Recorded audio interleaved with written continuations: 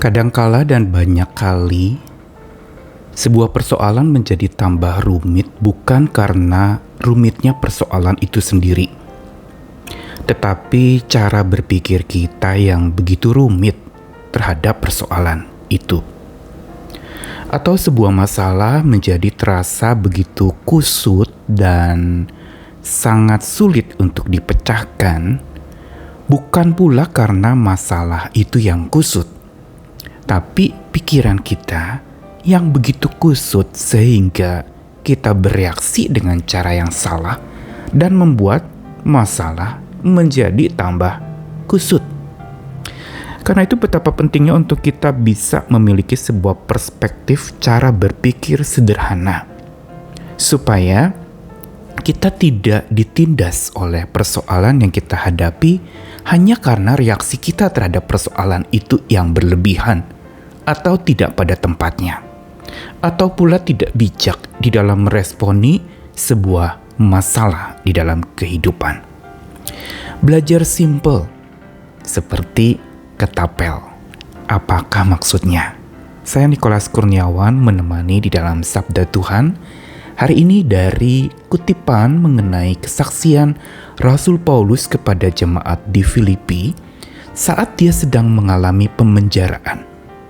Filipi 1 ayat 12-14, Paulus mengatakan demikian, "Aku menghendaki saudara-saudara supaya kamu tahu bahwa apa yang terjadi atasku ini justru telah menyebabkan kemajuan Injil, sehingga telah jelas bagi seluruh istana dan semua orang lain bahwa aku dipenjarakan karena Kristus.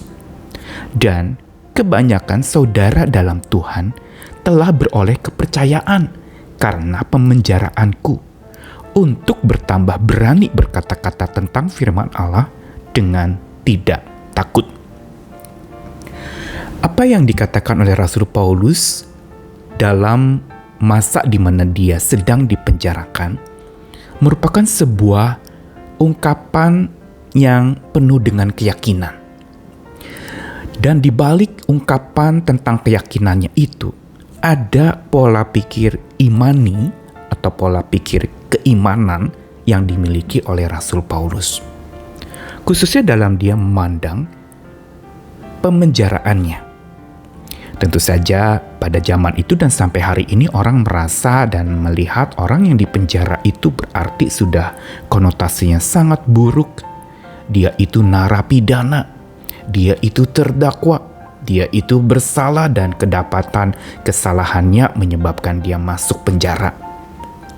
Orang menjadi rasa malu pada saat dipenjarakan.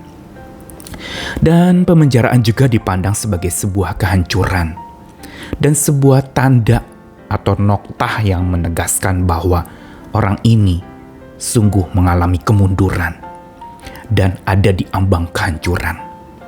Pemenjaraan menjadi tanda kemunduran yang mengantarkan kepada sebuah kehancuran hidup. Akan dipermalukan dan dia juga akan menjadi malu. Walaupun sudah keluar dari penjara, akan digelari mantan narapidana. Karena itu ketika Rasul Paulus mengungkapkan ungkapan keyakinannya yang berangkat dari pola pikir imaninya, dia mengatakan sesuatu yang justru berbanding terbalik dengan pandangan umum tentang sebuah pemenjaraan, yaitu bahwa pemenjaraan sebenarnya bukan sebuah kemunduran, juga bukan pertanda kehancuran. Namun justru Paulus menegaskan di sini bahwa apa yang terjadi atas dirinya, yaitu pemenjaraannya, malah telah menyebabkan kemajuan Injil. Pola pikir imani Rasul Paulus melihat tentang pandangan orang mengenai kemunduran yang dia alami karena dia dipenjarakan. Justru dia sanggah dengan tegas bahwa dia tidak mengalami kemunduran dan pemenjaraan ini bukan tanda kemunduran atau kehancuran. Tapi malah ini merupakan sebuah kemajuan dan untuk kemasyuran kabar baik itu. Karena memang setelah pemenjaraan Rasul Paulus yang terjadi adalah banyak orang yang memperoleh sebuah keyakinan, kepercayaan oleh pemenjaraan Rasul Paulus untuk berani bertambah berani berkata-kata tentang firman Tuhan dengan tidak takut.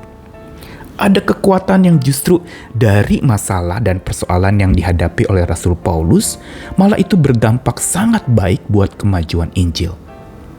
Ini bicara cara pandang dan pola pikir.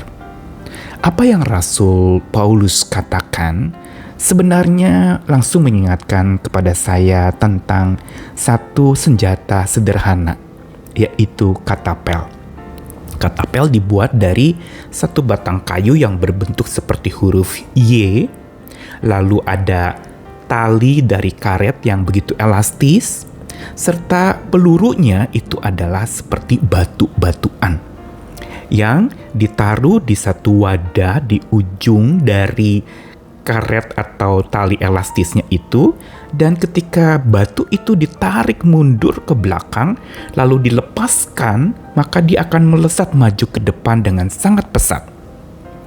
Ini adalah satu contoh sederhana tentang sebuah keyakinan atau pola pikir imani yang justru simple, sederhana, sesimpel katapel.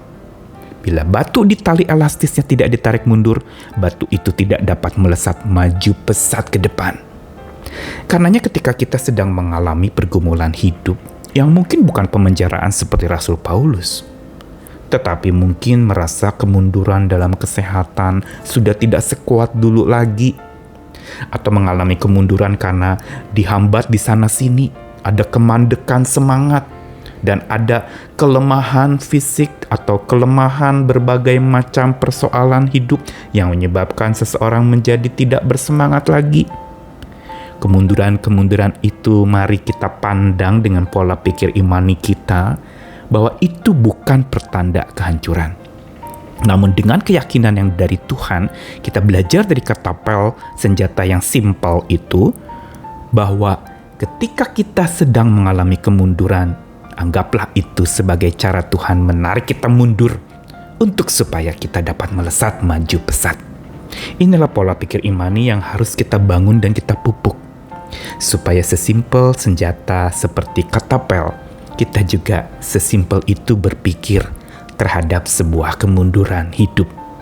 Apapun persoalan hidupmu yang engkau anggap dan pandang sebagai sebuah kemunduran, jangan berhenti sampai memandang sebagai sebuah kemunduran. Tapi anggaplah di tangan Tuhan kita sedang ditarik mundur untuk maju melesat ke depan lebih kuat lagi. Karena itu berikanlah dirimu untuk mengalami Tuhan di masa-masa di mana engkau merasa mundur atau di mana orang menganggap engkau mundur.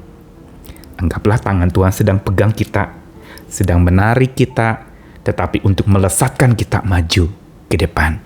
Bagaikan anak panah, bagaikan batu di katapel, biar kita di tangan Tuhan boleh terarah kepada kedewasaan iman yang makin kokoh.